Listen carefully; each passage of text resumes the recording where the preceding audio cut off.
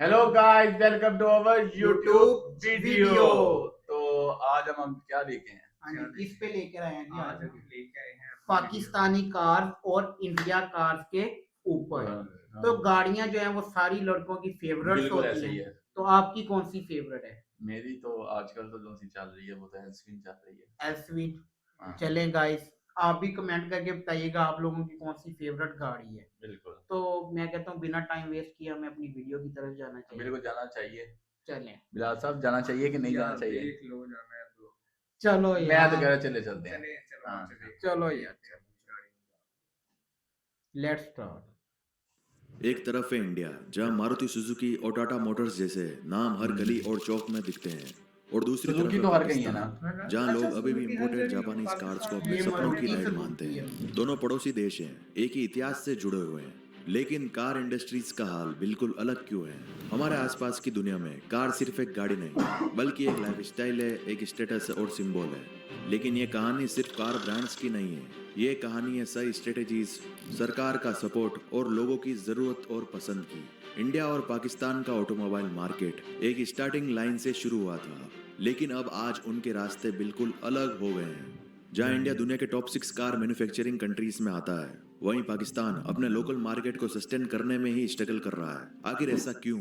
क्या पॉलिसीज की वजह से, क्या कंज्यूमर बिहेवियर अलग है, या फिर ग्लोबल कंपटीशन का प्रेशर दोनों कंट्रीज पर अलग तरीके से पड़ता है? मैं आपको एक छोटी सी मिसाल देता हूँ। मारुति अल्टो, जो इंडिया में एक मिडिल क्लास फैमिली का सपना होता है, पाकिस्तान के कंज्यूमर्स के लिए एक लग्जरी बन जाती है। और टोयोटा करोला, जो पाकिस्तान में एक सबसे जो है बिल्कुल ऐसे ही है। वो मिडिल क्लास लोगों के लिए, और इधर जो है वो ख्वाहिश है। ख्वाहिश है लोगों जी। की ख्वाहिश है वही कि तो कह रहे सपना ही बन जाता है हाँ, लेना, क्योंकि इधर की प्राइस जो है वो बहुत ज्यादा हाई हो चुकी है। बिल्कुल ऐसे ही पॉपुलर कार है, उसका इंडिया में एक अलग ही रोल है। ऐसी ही छोटी छोटी बातें दोनों मार्केट्स के बीच का गैप दिखाती है।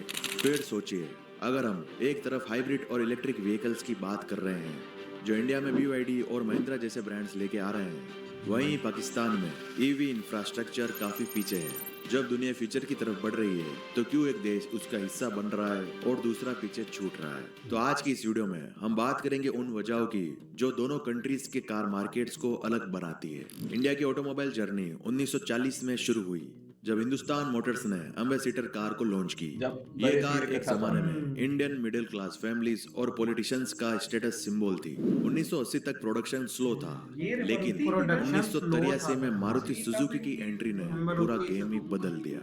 मारुति 800 ने एक रिवोल्यूशन ला दिया। अफोर्डेबल और फ्यूल एफिशिएंट कार एफएक्स। जो मिडिल क्लास के लिए एक सपना पूरा करता है। फिर 1991 में इकोनॉमिक लिबरलाइजेशन के बाद फॉरेन ब्रांड्स का इंडिया में आना शुरू हुआ, जैसे हुंडई, होंडा और टोयोटा। ये इरा एक टर्निंग पॉइंट था, क्योंकि लोकल और ग्लोबल ब्रांड्स का एक कॉम्पिटिटिव इकोसिस्टम क्रिएट हुआ।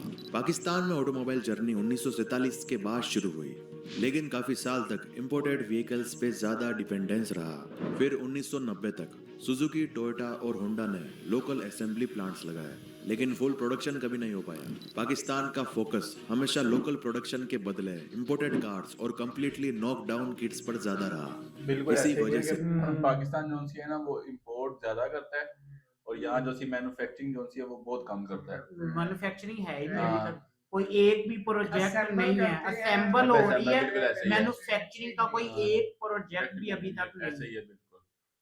इंडस्ट्री काफी फ्रेगमेंटेड और लिमिटेड ग्रोथ वाली रही। इंडिया ने 1980 से ही पॉलिसीज और इंफ्रास्ट्रक्चर डेवलप कर लिया, जबकि पाकिस्तान में ऑटोमोबाइल सेक्टर को एज ए प्रायोरिटी कभी नहीं देखा गया। इंडिया एशिया का ऑटोमोटिव हब है। इंडिया का ऑटोमोबाइल मार्केट दुनिया के सबसे बड़े मार्केट्स में से एक है। 2023 में इंडिया में 4.4 मिलियन व्हीकल्स प्रोड्यूस हो गई, जो चाइना, USA और जापान के बाद छठा सबसे बड़ा प्रोडक्शन नंबर है। और इंडिया में मेजर प्रोडक्शन हब्स है चेन्नई, पुणे, गुजरात और हरियाणा जैसे स्टेट्स। इंडिया अपने मेक इन इंडिया इनिशिएटिव के थ्रू सिर्फ लोकल डिमांड फुलफिल नहीं कर रहा है, कार्स को एक्सपोर्ट भी करता है साउथ ईस्ट एशिया, यूरोप और अफ्रीका जैसे मार्केट्स में। यही पाकिस्तान की बात करें तो पाकिस्तान का ऑटोमोबाइल सेक्टर काफी छोटा है। पाकिस्तान का एनुअल प्रोडक्शन सिर्फ 0.2 मिलियन व्हीकल्स है, जो इंडिया के कंपैरिजन में जीरो बहुत कम पॉइंट है। यार। उसमें भी मेजर प्लेयर्स है सुजुकी, होंडा और टोयोटा। जो लोकल मार्केट के लिए सीकेडी किट्स असेंबल करते हैं।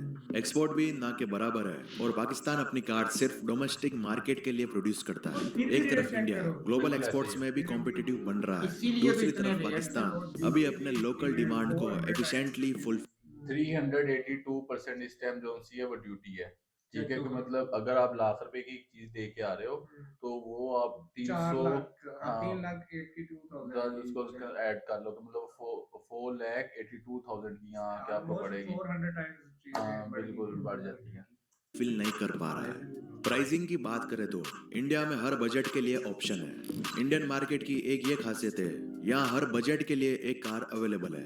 हर मारुति बजट अल्टो, के लिए। हुंडई i10 जैसे मॉडल्स जो एक आम मिडिल क्लास फैमिली के लिए बनाई गई है। मिड रेंज में बात करें तो हुंडई i20, टाटा नेक्सॉन जैसे मॉडल्स जो फीचर रिच और वैल्यू फॉर मनी है।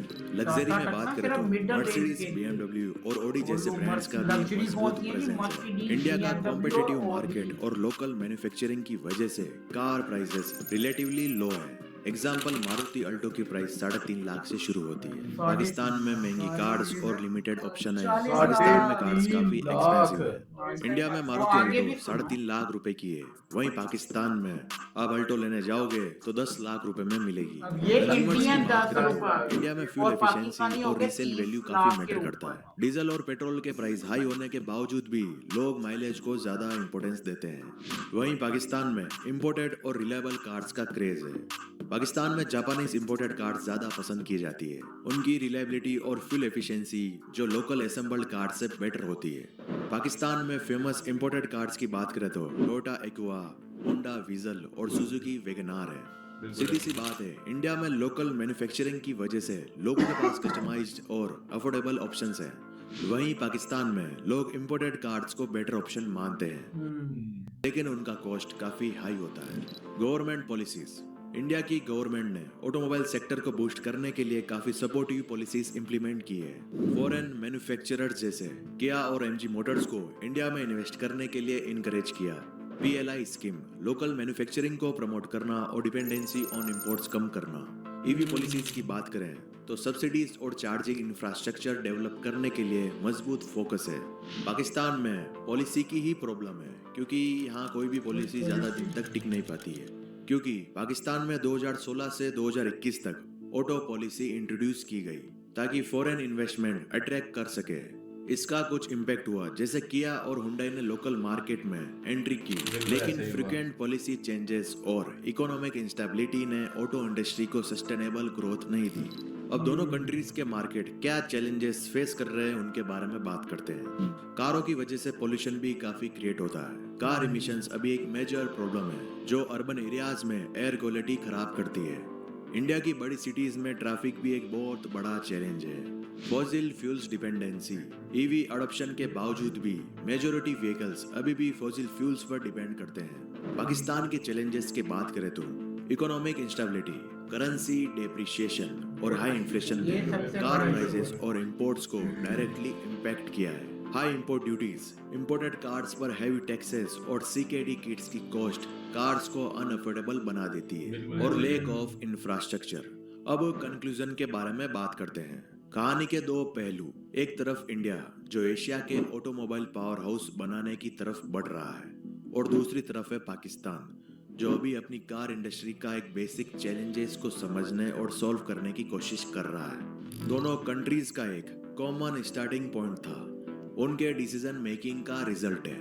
आज हमने देखा कि कैसे इंडिया ने स्ट्रॉन्ग पॉलिसीज और इंफ्रास्ट्रक्चर के साथ अपने ऑटोमोबाइल सेक्टर को ग्लोबल लेवल पर ले आया, जबकि पाकिस्तान का फोकस कभी भी लॉन्ग टर्म डेवलपमेंट पर नहीं रहा। ये कंपैरिजन एक आई ओपनर है कि किस तरह एक देश की लीडरशिप और विजन उसके इंडस्ट्रियल ग्रोथ को शेप करते हैं। इंडिया का ऑटोमोबाइल सेक्टर लोकल मैन्युफैक्चरिंग का एक बेस्ट एग्जांपल है। मेक इन इंडिया जैसे इनिशिएटिव्स ने बिल्कुल जैसे वो बता रहा है कि बहुत ज्यादा जो सी चीजें हैं उनकी असल में पॉलिसीज इतनी ज्यादा उन्होंने इंफ्रास्ट्रक्चर की खड़ी की हैं कि वो ना कोई हर चीज नहीं, होती है ये तो अपने वैसे इंडिया के तो- अंदर ही हर चीज वो बना रहे हैं। लेकिन ये देखो कि भाई उधर कितनी सस्ती है और इधर कितनी 3 गुना महंगी महंगी है। है, बिल्कुल ऐसे ही है, 300 टाइम्स। बिल्कुल ऐसे है।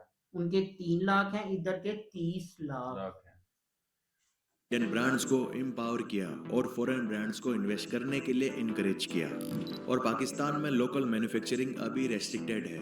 ज्यादातर रिलायंस सीकेडी किट्स और इंपोर्टेड कंपोनेंट्स पर ही है, जिसकी ये वजह से सारी production CKD cost kits high इस्तेमाल होती है करता और है। कंज्यूमर्स के लिए कार्स और भी Manufacturing महंगी हो हो जाती है। इंडिया के लीडर्स ने ऑटोमोबाइल सेक्टर को एक प्रायोरिटी बनाया।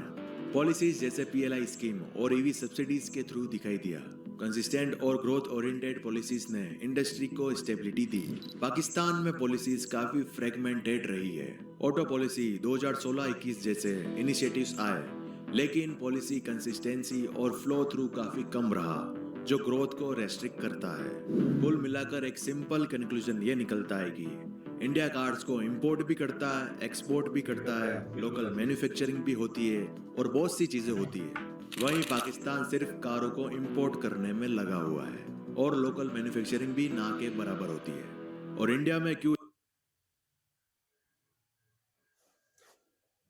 हाँ जी।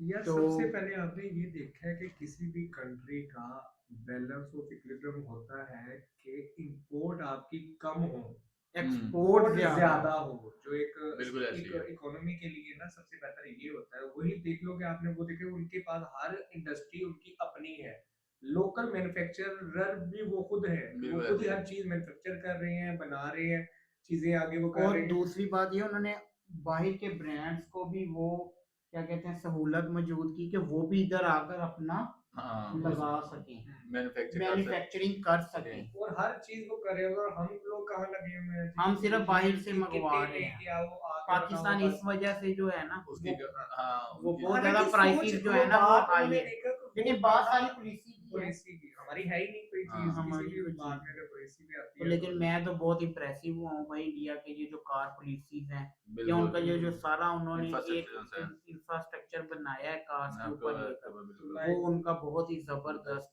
बिल्कुल ऐसे तो क्या चीज है, गाड़ी पे लगनी है इंपोर्ट ड्यूटीज लगनी है, तो कार में खुद ब खुद ही हाई होना और देखिए उन्होंने अपनी अगर आवाम यही को चीज हम सहूलत खुद दी है, करें- कितनी सस्ती गाड़ियां आवाम के लिए, ताकि बिल्कुल ऐसे आवाम के लिए भी आसानी हो कार्स लेने में। हर कोई अपना ड्रीम होता है जो एक लड़के की गाड़ी लेना, हाँ, बिल्कुल जैसे हमारा है, ऐसे आपका ही है। बिल्कुल ऐसे है ही ना?